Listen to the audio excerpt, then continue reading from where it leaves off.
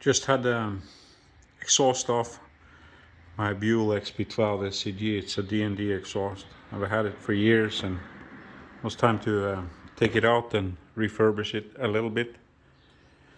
I'm going to take the opportunity to show you guys how I mounted this D&D exhaust, and I've been running it for years, so there's no need to worry about cracks or that this doesn't work and whatnot. Some people are giving comments that this wouldn't work, but it works.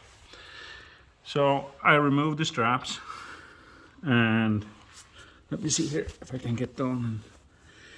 And in the bracket I drilled a hole, put in a bolt.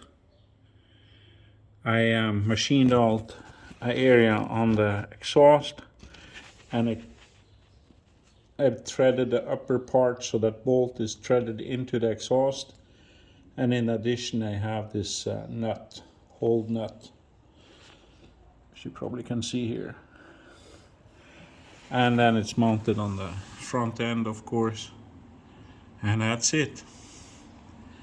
I've held up for years. I won't do it another way. If I have a D&D exhaust, never worry about those straps anymore.